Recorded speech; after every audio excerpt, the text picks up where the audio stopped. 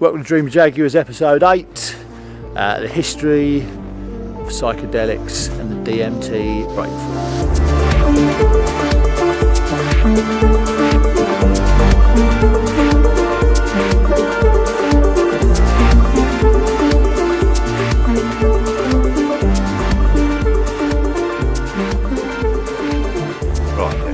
Okay, so what I'm trying to say is that even before the great Terence McKenna's stoned ape theory, even before humans were walking across the savannah, when we were still in those jungles, it's quite possible that we were using psychedelics or some form of mind-altering substance before we became the humans we were or we are today. There are findings across the world that say that humans, were using substances and compounds that altered their state, their perception.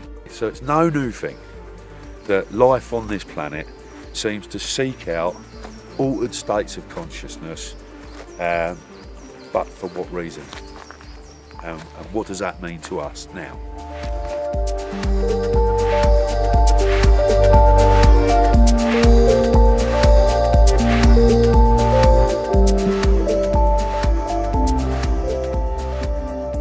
I think it's only a matter of time before everyone comes to the conclusion that humans have been using psychedelics for a long time, and without them we wouldn't have some of the stuff that we've got today, some of the writings, some of the scriptures, some of the doctrines that we follow, some of the ideas and theories. Right, so what do we see in these places? Whatever we see, whatever entities we find, the geometrical mandalas, everybody's experience is pretty similar in some way.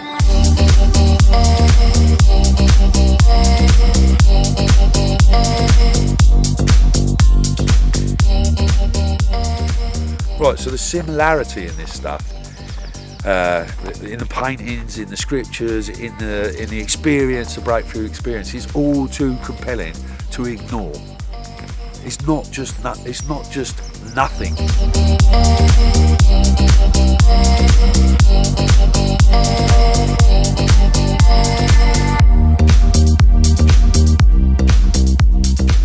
So no one can argue the feeling of omnipresence that you get once you've taken these substances. No one can argue the geometrical shapes that we see replicated in nature. No one can argue the feeling of love and connection that you get after you've had a breakthrough experience, and this stuff's been written up in scriptures for us all to follow. So personally, the first thing I've found is the hardest lesson that you can possibly learn while using DMT is the death of the ego. That is one of the most shocking, harsh experiences that you can have. But when you come back from that experience, once you've understood about your ego, once your ego has been torn from the self, what you bring back from that is just excellent.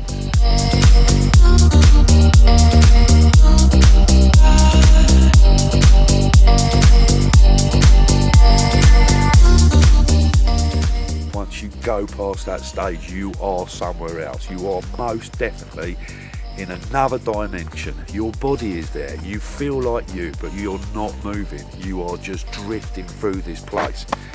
Sometimes it's dark, sometimes it's really light. Sometimes you'll meet mechanical crabs as they come round on DNA.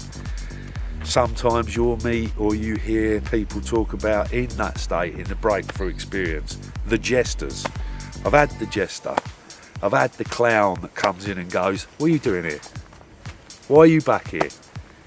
I've had serpents wrap round my body, massive headed serpents, trying to give me some information, trying to tell me something, and all I've wanted to do is get away.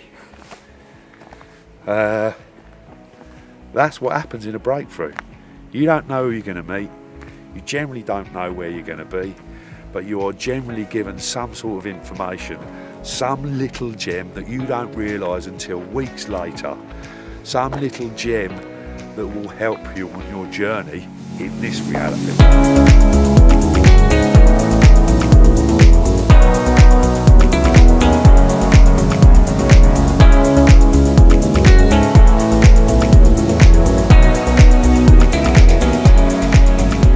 in our next episode, we will be talking to Mr. Rick Voot, who is the author of The Spirit in the Sky. And this guy is very well versed on ancient mythology, Egyptian mythology, Sumerian, etc., etc. And his theories are way more compelling than our rundown of ancient history. This guy has studied it, knows what he's talking about, written a book about it, and his theories are unreal. So he's going to be a great guest, and we're really looking forward to having him on. Yeah, bro. Like and subscribe to the channel. We are doing our best to make compelling content for you all. So just hit the thumbs, hit the subscribe button, and scuffy, and we'll be scuffing away into the future.